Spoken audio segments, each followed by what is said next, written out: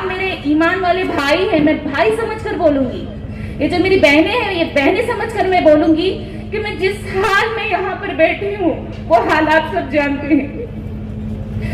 जिस हाल में आप अपने घर की बेटियों को, बहुओं को आराम देते हैं, उसके खाने पीने का ख्याल रखते हैं, उसे सीढ़ी तक चढ़ने नहीं देते। आपकी ये बहन नालों पर से गुजर रही है, नालियों पर से गुजर रही है। मैं 2 महीने से प्रभा 11 हैदराबाद और यहाँ पर घूम रही हूँ, वोट के लिए नहीं बल्कि हर गली में हर एक के मसले के लिए कि आपका क्या मसला है। कोई कह रहा है कि हमारे पास बाजी पानी नहीं है, कोई कह रहे हैं कि बाजी हमारे पास बालवाड़ी नहीं है। मैं ये मसले पूछने के लिए घूम रही थी और पता है आपकी बहन के साथ क्या हुआ है। कुछ लोग मेरे ऊपर खै लगाते थे, मैं जब नालों पर से गुजरती थी तो हंसते थे। जब मैं भूखी प्यासी, जब मैं चबूतरे पर बैठकर एक बुजुर्ग लेडी से मैंने बात की और उनसे कहा कि खाला आपके क्या मसले हैं, तो एक शख्स ने, ये कोई आप नहीं है, ये वो लोग हैं जिनको आपने 30 साल से मुंतखब किए हैं, ये उनके सियासी मुखबिर है और उन्होंने तमाम खवातीन को मेरे पास से हटा दिया। मुझे जीतने का मकसद नहीं है, दुनिया की कामयाबी मेरे लिए कुछ भी नहीं है, मैं आपके लिए लड़ रही हूँ, याद रखिए। मैं अभी जीतूं या नहीं मुझे नहीं पता, मगर मुझे इतना तो यकीन है कि मैंने अल्लाह को राजी कर लिया, मैंने आखिरत जीत ली।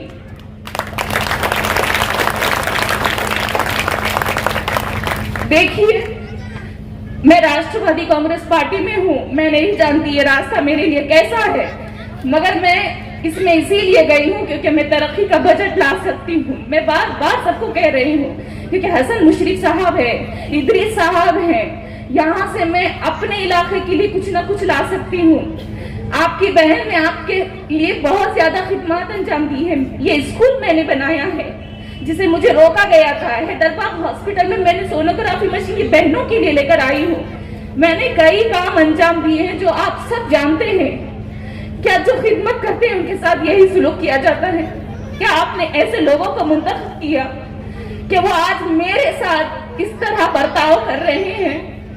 मैंने अकेले ये जो चुनाव है ये मैं अकेले लड़ रही हूँ, मेरे साथ कोई नहीं है, मेरे साथ आप सबकी दुआएं हैं, सिर्फ आप सब है बोलकर मुझे ताकत है।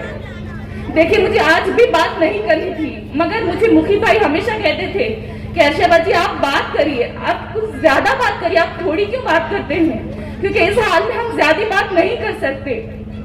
मगर मैं फिर भी कोशिश कर रही हूँ। देखिए, आपके 5 साल है, आपको तय करना है आप क्या फैसला करते हैं, ये आपका मुस्तकबिल है। मेरे पास नाहक जो पैसे हैं वो मेरे पास नहीं है, ईदगाह को बेचे वाले पैसे मेरे पास नहीं है, कब्रिस्तान को बेचे वाले पैसे मेरे पास नहीं है। मैं जब मुखी भाई, जब अभी चौपाल में जो सभा हुई, मैं जब यहाँ से चलकर चौपाल वहां पर प्रभाग 13 में जब मैं एंट्री कर रही थी और मैं थकी हुई थी, प्यास लगी थी, और मेरे सामने 2 लोग आए और उन्होंने मुझे इतनी जोर से चिल्लाकर कहा, यहाँ क्या काम है तुम्हारा, तुम्हारा 12 में जाओ। मैं खामोश होकर गुजर गई। एक गली में पाकिस्तान नगर हमीदे कॉलोनी में मैं गई तो वहां पर इनके सियासी मुखबिर छोड़े हुए रहते हैं ना, वो आकर चिल्लाने लगे, लड़ने लगे, जबकि मैं सिर्फ इतना ही पूछ रही थी कि खवातीन के क्या मसले हैं, सिर्फ इतना ही। मुझे वोट की मुझे जरूरत नहीं है, मुझे ओहदे की जरूरत नहीं है, खिदमत करने के लिए मुझे ओहदा नहीं चाहिए, मेरा जज्बा काफी है, मेरा ओहदा मेरा जज्बा है। अगर मैं हारूंगी भी तो मैं आप सब के लिए मैं कह रही हूँ, मैं वादा करती हूँ, मैंने पूरी मेरी डायरी फिलअप की है। हैदराबाद और ये उमर कॉलोनी प्रभाग 11-12 के मैंने गली गली के मसले रिकॉर्ड किए हैं, मोबाइल में किए हैं, डायरी में की हो। अगर मैं हार भी जाऊंगी तो तब भी मैं आपके लिए काम करूंगी। अजीत दादा साहब के पास से मैं बजट लेकर आऊंगी और मुझे पूरी उम्मीद है कि आप 15 तारीख को जो भी फैसला करेंगे सही करेंगे। बस मैं अपनी बात को यही खत्म करती हूँ अपनी जगह। आज हम इस पार्टी के तरफ देखें, राष्ट्रवादी पार्टी बहुत बड़े पैमाने पर है और बहुत भलाई के काम कर रही है, ना हिंदू ना मुस्लिम। आज सुबह तकरीबन हमारे बहनों के अकाउंटों के अंदर पैसे 1500 रुपए पहुंच गए। जिन जिनको मैसेज आया हो देख लो, लाडली बहन के जो पैसे हैं तकरीबन सबके अकाउंट में आ गए। और परसों जो हमारे नेता आए थे उन्होंने वादा भी ये किया कि हम जो है तो लाडली बहनों के वास्ते 1.5 लाख रुपए का लोन भी मंजूर करेंगे। तो हमको ये सोचना पड़ेगा कि ये हर महीने जो पैसे आ रहे वो अच्छे हैं या एक टाइम जो आ रहे वो अच्छे हैं, ये सोचना पड़ेगा। हमारे वोट देने से पहले ये तमाम चीजों को हमको सोचना पड़ेगा, समझना पड़ेगा। आपके साथ हर वक्त खड़े रहेंगे। हम जमीन से जुड़े आदमी हैं, हमारी ख्वाहिशें कम है। आज अगरचा मेरा जो मामला है, मुझे मोहल्ले के बच्चों ने खड़े किया, अल्हम्दुलिल्लाह। अगर से अल्लाह की तरफ से मुझे पता होती है तो लोग 5 साल का वादा करते हैं, मैं मौत के आखिरी सांस तक का वादा करता हूं तुमसे। जब भी आपका वक्त होगा उस वक्त इंशाअल्लाह मुझे सबसे आगे आप लोग पाओगे। अगर से जीत के आता हो तो हार जाओ कोई मसला नहीं, काम करने वाला था, काम करता रहूंगा, जिंदगी चलते रहेगी।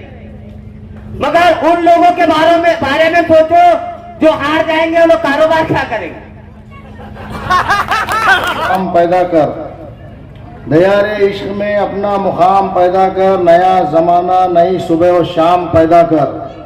खुदा अगर दिल फितरत शनाज दे तुझको, सुकूत है लाल है गुल से कलाम पैदा कर। मेरा तरीख अमीरी नहीं फ़कीरी है, खुदी न बेच गरीबी में नाम पैदा कर। लिहाजा मैं आपसे यही गुजारिश करने आया हूँ कि आप 15 तारीख को राष्ट्रवादी पार्टी के पैनल को भारी अक्सरियत से कामयाब कीजिए। अपने नांदेड़ शहर में वार्ड नंबर 12 के जो लोग इसके पहले चुन के गए और कांग्रेस पार्टी से चुनकर आए और जिनको आपने महापौर बनाया, डिप्टी मेयर बनाया, स्टैंडिंग चेयरमैन बनाया, इनके ऊपर मैं बात करूंगा।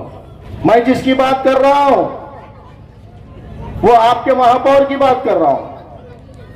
आपने महापौर को ताकत से चुनकर दिया, 40 साल से चुनकर दिया,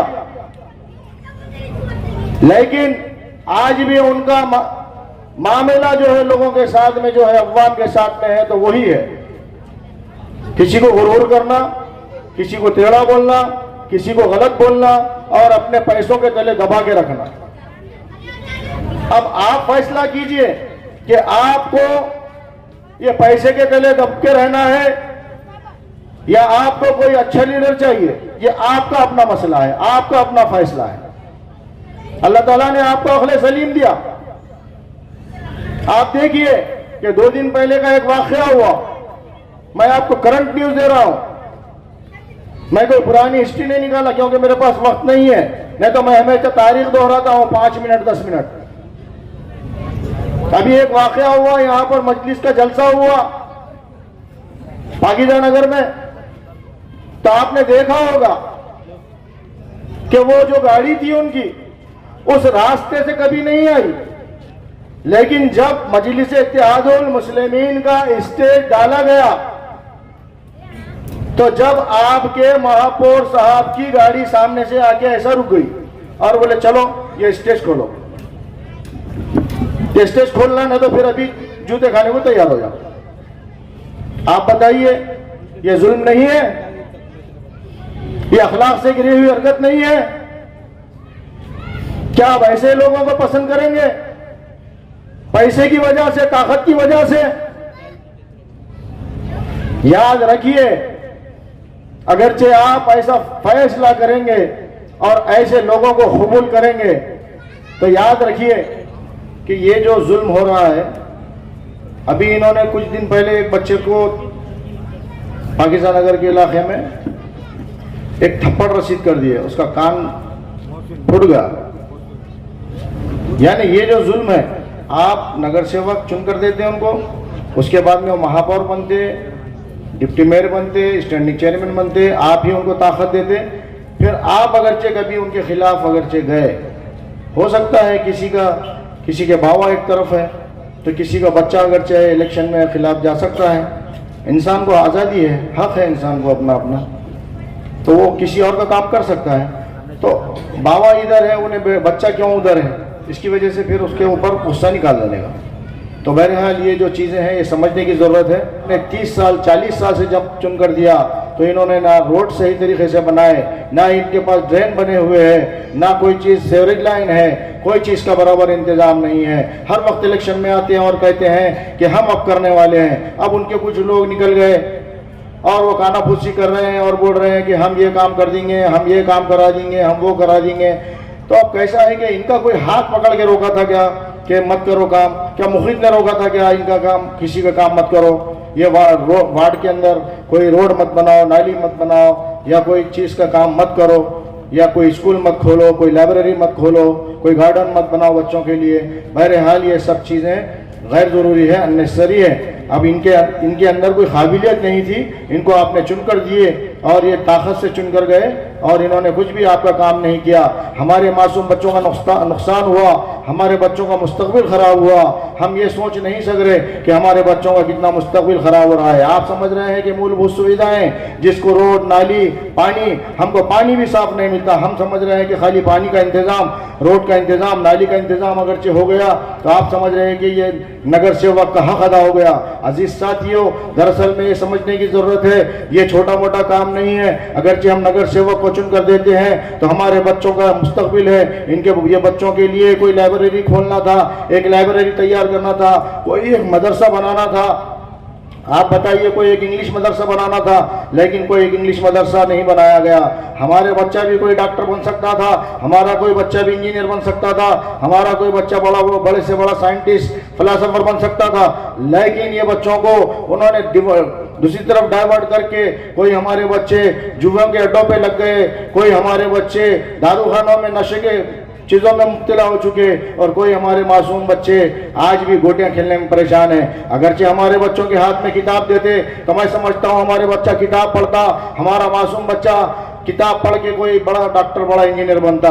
ये अलग बात है कि अब हमारे जो लोग हैं, हमारा जो इलाका है ये सलम बस्ती है। सलम बस्ती में हमारे जो लोग हैं वो रिक्शा चलाते हैं, कोई गाड़ा चलाते हैं, कोई केले का गाड़ा पे केला बेचते हैं, कोई छोटी मोटी किराए दुकान चलाते हैं, कोई अगरचे चलाता होगा तो छोटी मोटी कपड़े की दुकान चलाता होगा। अजीज साथियों, आपको मालूम है कि हमारा लोग ये बच्चों के लिए ये 40-40 हज़ार, 50-50 हज़ार रुपये फीस कहाँ से अफोर्ड कर सकेंगे, और हमारे बच्चों को आगे कहाँ से जो है उसको रास्ता मिलेगा कोई डॉक्टर इंजीनियर काबिल बनने का। ये तो छोड़िए, इन्होंने कभी महापौर बनने के बाद में कोई बच्चा कोई हमारा टॉप किया, कोई कॉलेज में टॉप किया, कोई स्कूल में टॉप किया, कोई 10वीं में, कोई 12वीं में, कोई नीट में, लेकिन उनकी तौफीक नहीं हुई कि हमारे कोई बच्चे को बुला करके एक तमगा देना, उसकी हिम्मत अफजाई करना। अजीज साथियों, इनकी जितनी सोच होगी इंसान उतना ही काम करेगा। अब उनकी सोच ही उतनी थी तो जितना ज़र्फ रहेगा उतनी ही बात करेगा। तो आप देखिए अजीज दोस्तों, यही नहीं हुआ आपके साथ में, कांग्रेस के दौरे हुकूमत में आपके साथ जो इस्तेसाल हुआ, मैं समझता हूं कि ये इलाका नगर पालिका से कटकर उनको एक मरतबा चुनकर दिए थे, उसके बाद ये इलाका का कटकर इसमें आप देख रहे हैं कि ये इनको वोट डालने से महरूम कर दिया गया था। मैंने श्रीकर परदेशी साहब के वक्त में चीफ मिनिस्टर को बोल करके यहाँ का इस इलाके को मैंने फिर शामिल कराया, इंक्लूड कराया, और जब इनको वोट डालने का हक मिला तो अजीज साथियों ये सब चीज़ें याद रखने की ज़रूरत है। हमारे बाजू में यहाँ पे ये गोबर का अड्डा ला कर डाल दिया गया, यहाँ पर कोई अच्छी चीज़ तो नहीं बनाई गई, लेकिन ये मच्छरों का कारखाना यहाँ पे तैयार कर दिया गया। इसके अलावा यही नहीं, हमारे गरीब लोग यहाँ पे नल का पानी पीने के लिए परेशान थे कि नल का पानी मिलेगा, तो वो लोगों ने नल के पानी के लिए नल कनेक्शन लिया, तो नल कनेक्शन लेने के बाद के ऊपर उनके ऊपर 89 लोगों के ऊपर केस कर दिया गया, 354, 392, 395। आप कोई लायर से पूछिए, वो जो केस होता है बड़ा डकैती का होता है। तो एक पानी का नल लेने के बाद में उसके ऊपर डकैती का केस